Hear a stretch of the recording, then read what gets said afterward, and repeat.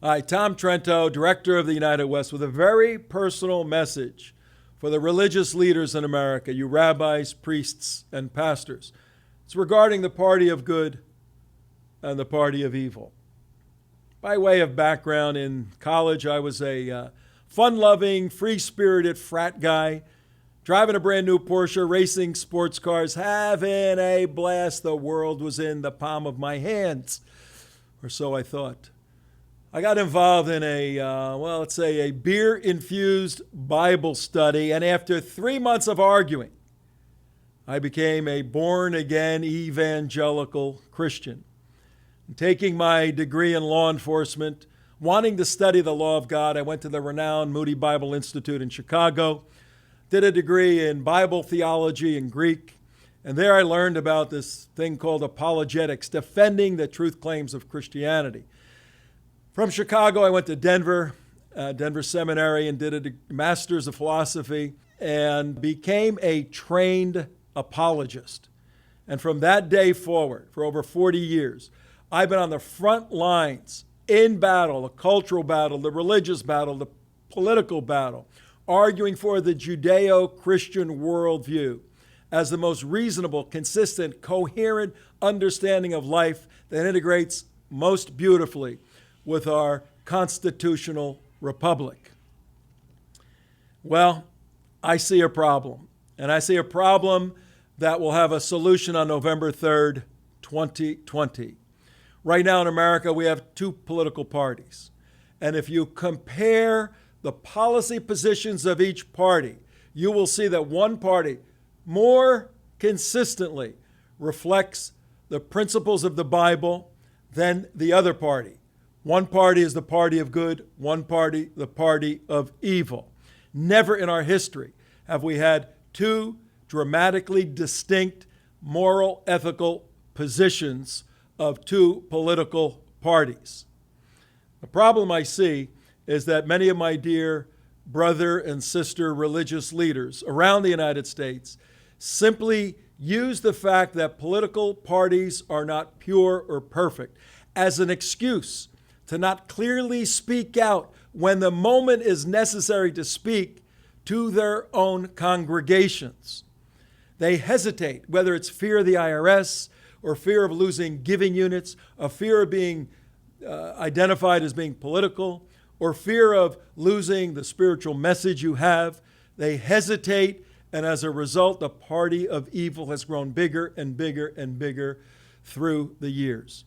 If you are a religious leader, do you believe the scriptures are the word of God and good for faith and practice? If you don't, you're in the wrong profession. Go paint houses. You're the last person that should be teaching about the scriptures if you don't believe in them. If you believe in them, but you don't want to teach people that they ought to follow a certain biblical direction, you got a problem also. I ask you to reconsider these issues, particularly in light of the so significant day, November 3rd, 2020. Let me ask you, pastors, priests, and rabbis, if you lived in a little community and the progressives got control of your city council and they wanted to change the definition of pedophilia,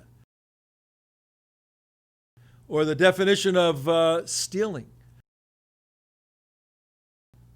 These things are not outrageous. They wanted to change a definition. They said, it's too archaic, these religious beliefs, thousands of years old. We're more progressive, subjective, better, higher ground society. We've got to change it. Would you tell those in your congregation that maybe the church or the synagogue is against changing the definition of pedophilia, but certainly you as a religious leader and not being a political person, you can't tell anyone how to vote on this initiative that's coming up to your city council? Would that be the position you would take? Sadly, many religious leaders take that position when it comes to speaking out politically. I maintain and offer for your consideration that stakes are too high on November 3rd, 2020, where those who are entrusted with clearly teaching the truth and direction of God hesitate to do so out of fear, whether legitimate or illegitimate. Historically, in the United States of America, from our beginning, it has been the religious leaders that have broken the moral, ethical ground to their own detriment many times, but spoken the truth of God clearly and told their people what to do and when to do it and how to do it. Not because they're dictatorial or autocratic, but because of their high calling from God who put them in that position to protect the sheep, train the sheep, and direct the sheep. And on November 3rd, 2020, it's a point of demarcation. It's going to be a day of celebration or a day of infamy. As one of those parties, the party of evil or the party of good, prevails, and I dare say, religious leader, if the party of evil prevails, your tongue will be suppressed by those in control because you now are considered speaking hatefully or racist or whatever progressive socialist term they want to use to beat you into submission and censor what you say from the bema or the pulpit. So, on November 3rd, 2020, find your tongue, find your voice, find your footing, find your backbone, and clearly compare the policies of the party of good against the party of evil, and begin teaching the folks in your congregation. It's important to you, to your family, to those whom you lead, and your country. The stakes have never been higher, and historically, it is you folks who have led the way ethically, morally. Don't let the term politics scare you from doing your job as a man or woman called by God at a moment like this. We here at the United West will help you in any way we can. We dedicated our lives to that day, November 3rd, 2020, so that the party of good prevails and God graciously gives this country another chance.